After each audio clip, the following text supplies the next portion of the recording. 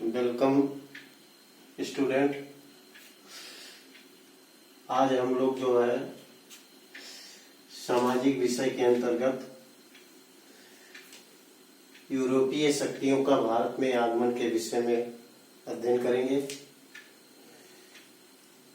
यूरोपीय शक्तियों का भारत में आगमन कैसे हुआ, किस तरह से हुआ, किस लिए हुआ, इसके बारे में आपको संक्षेप में जानकारी दी जाएगी।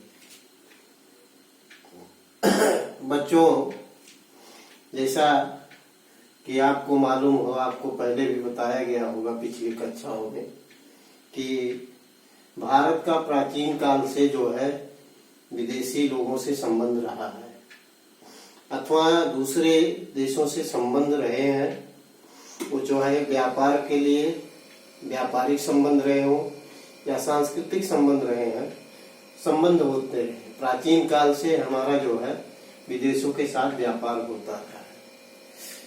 आधुनिक इतिहास में जो है 16वीं शताब्दी के से लेकर के लगभग 17वीं शताब्दी के बीच में जो है भारत में बहुत सारे लोग जो है कई यूरोपीय शक्तियां जो है व्यापार करने के उद्देश्य से भारत में प्रवेश किए। ये कैसे प्रवेश किए, इसके पीछे व्यापार के यानी कि यूरोप से जो भारत के साथ व्यापार होता था, वो व्यापार के 3 मार्ग हुआ करते थे। प्राचीन काल में जो व्यापारिक मार्ग थे 3 मार्ग हुआ करते थे। एक पहला मार्ग था जो फारस की खाड़ी से होते हुए जिनेवा, वेनिस को तुर्की और वेनिस आदि देशों को जाया जाता था। दूसरा मार्ग हुआ करता था लाल सागर से अलेक्जेंड्रिया तक, जो वेनिस और जिनेवा के साथ व्यापार किया जाता था। तीसरा मार्ग मध्य एशिया से मिस्र तक था। इस प्रकार 3 मार्गों से जो है भारत का व्यापार जो है यूरोप से होता था। लेकिन 1453 ईस्वी में एक घटना घटी।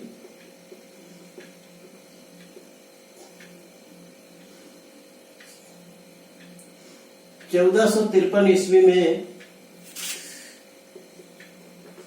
कुस्तुनतुनिया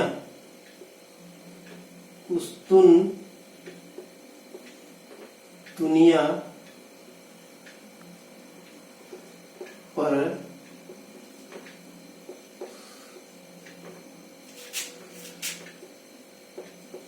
तुर्कों का अधिकार।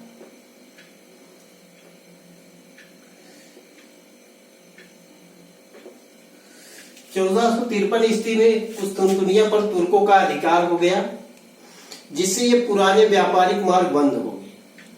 और पुराने व्यापारिक मार्ग बंद हो गए क्योंकि तुर्क आक्रमणकारी जो थे वो व्यापार में बाधा पहुंचाते थे। व्यापारियों को लूट लेना या उनके माल को जब्त कर लेना आदि हथकंडे अपनाते थे। इसलिए जो है इनका पुराना व्यापारिक मार्ग बंद हो गया।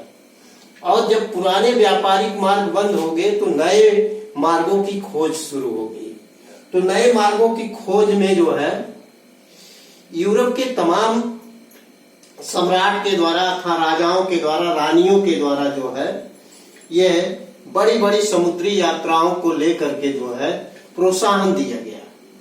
और इन समुद्री यात्राओं के माध्यम से जो है नए मार्गों का खोज होता है। और कुतुब नुमा ये दिशा सूचक यंत्र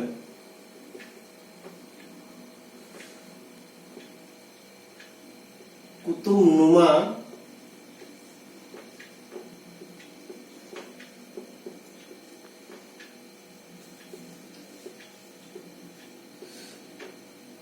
दिशा सूचक यंत्र, इस कुतुब नुमा के सहायता से लंबी लंबी यात्राएं समुद्री यात्राएं होने लगी। क्योंकि जब कोई लंबी दूरी पे जाता है तो उसे दिशा भ्रमित हो जाता है, किस दिशा में जा रहा है उसे ज्ञान नहीं होता है। एक उदाहरण आपको बताया जाए कि वास्को डी गामा जो है अमेरिका की खोज में निकला हुआ था, लेकिन वो दक्षिण अफ्रीका से होते हुए धीरे धीरे जो है भारत के दक्षिणी भारत में कालीकट के यानी कि तट पर जाकर के समुद्री तट पर पहुंचा।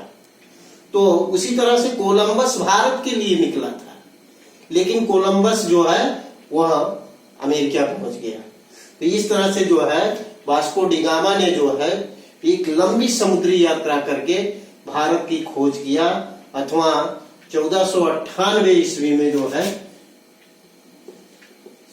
1498 ईस्वी में वास्को डी गामा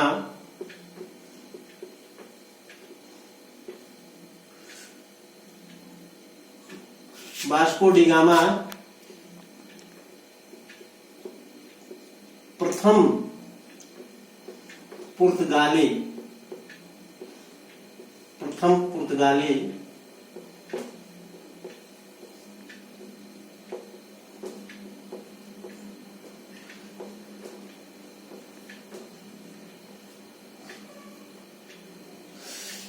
1498 ईस्वी में वास्को डी गामा प्रथम पुर्तगाली यात्री के रूप में कालीकट के समुद्री तट पर दक्षिण भारत में पहुंचता है। और पुर्तगाली इस तरह से पुर्तगालियों का भारत में प्रवेश होता है और पुर्तगाली व्यापार करना शुरू करते हैं। पुर्तगालियों को ही देख करके जो है भारत में अन्य जो है यूरोप के लोग जो है व्यापार करने आते हैं। जैसे कि अंग्रेज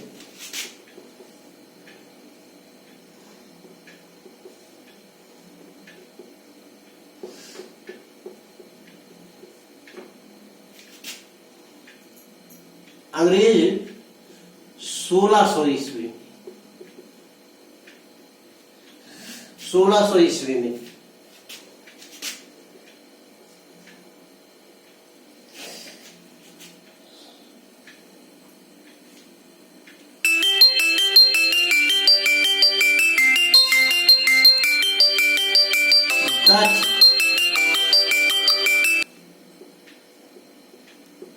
डच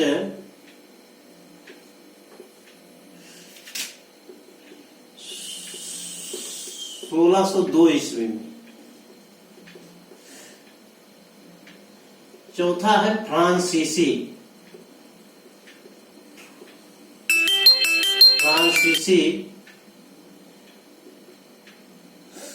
1664 ईस्वी।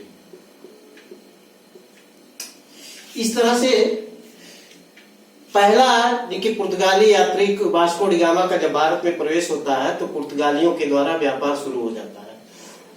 चूंकि पुर्तगाल यूरोप का एक छोटा सा देश है, तो इस तरह से उससे पुर्तगाल के जब व्यापार शुरू हो जाता है तो अंग्रेज भी 1600 ईस्वी में जो है भारत में प्रवेश करते हैं और व्यापार करने के उद्देश्य से आते हैं। तीसरे नंबर पर डच जो हालैंड के वासी थे, वो हालैंड के रहने वाले लोगों को डच कहा जाता था।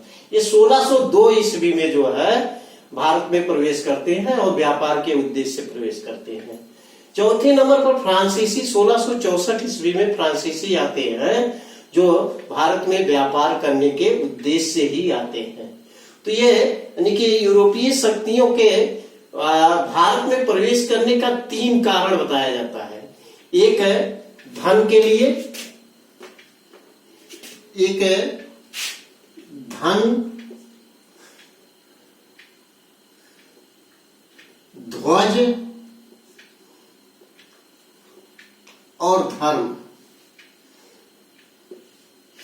ये 3 कारण बताए जाते हैं कि 3 उनके उद्देश्य थे कि जो है यूरोपीय शक्ति जो है भारत में प्रवेश किए।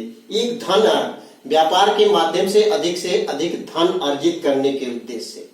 दूसरा, अपने देश के झंडे को दूसरे देश में अथवा उपनिवेश के रूप में स्थापित करने के उद्देश्य से। तीसरा, धर्म, वो जिस धर्म को मानते थे उस धर्म को दूसरे देशों में प्रचार प्रसार करने के लिए ये 3 उद्देश्य बना करके जो है निकी भारत में या अन्य देशों में भी लोगों ने प्रवेश किया। तो इस तरह से अन्य देशों के साथ साथ यूरोपीय शक्तियों का आगमन भारत में भी होता है। और भारत में यह प्रथम उद्देश्य तो इनका व्यापार करने का उद्देश्य था, लेकिन धीरे धीरे यहाँ की राजनीतिक व्यवस्था को देख करके यहाँ वो अपना सत्ता भी स्थापित करने का प्रयास करने लगते हैं।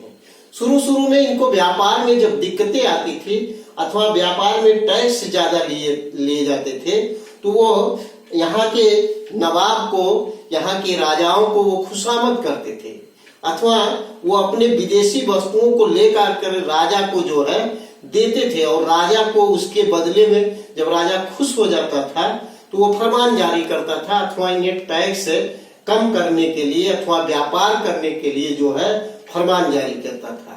तो इस तरह से जो है वह यानी कि खुशामद के द्वारा जो है व्यापार में कर में छूट प्राप्त करते थे। तो ये यानी कि फरमान जारी करके जो है यानी कि, और व्यापार के लिए जो है ये लोग अलग अलग कंपनी स्थापित की है। जैसे पुर्तगाली लोगों ने जो है पुर्तगाली ईस्ट इंडिया कंपनी के नाम से स्थापित किया। कंपनी क्या होती थी? एक व्यापारिक जो है यानी कि कुछ लोगों का समूह होता था, लोग अपनी अपनी पूंजी उस व्यापार में लगाते थे और जो मुनाफा होता था वो पूंजी लगाए गए पूंजी के अनुपात में उस मुनाफे को बांट लेते थे। व्यापार चूंकि ये कहीं ना कहीं एक सेंटर बनाते थे, केंद्र बनाते थे, जहां पर वो व्यापार की वस्तुओं को रखते थे, वहां रुकते थे, तो उसे व्यापारिक कोठी के नाम से जाना जाता था। और दूसरा एजेंट है, यानी कि व्यापार में जो है जो जिस कंपनी का व्यापारी होता था वह व्यापारी उस कंपनी के एजेंट के रूप में काम करता था। तो इस तरह से जो है ये व्यापारिक एजेंटों के माध्यम से भारत के दूर दूर इलाकों तक जो है यह व्यापार करने का काम करते थे। धीरे धीरे यह जो है यानी कि व्यापार के साथ साथ जो है यहाँ के राजाओं को सेनाओं की मदद करके, जैसे फैक्ट्री की सुरक्षा के लिए अथवा व्यापारिक केंद्र की सुरक्षा के लिए ये धीरे धीरे सुरक्षा कर्मी रखने लगे। और सुरक्षा कर्मी के साथ साथ जो है ये यानी कि उन राजाओं को और सुरक्षा कर्मियों को जो है एक दूसरे के लड़ाने में जो है साथ सहयोग करते थे, और जिससे उन्हें बड़े पैमाने पर कर में छूट प्राप्त होती थी। तो बस आज आपको इतना ही बताया जाएगा। अगले शेष भाग जो है इस चैप्टर का अगले दिन आपको अध्ययन कराया जाएगा। तो आप लोगों से अपील है कि अधिक से अधिक अपने मित्रों को और खुद जो है इस वीडियो को देख करके अध्ययन करने का काम करेंगे। धन्यवाद। घर में रहें, सुरक्षित रहें।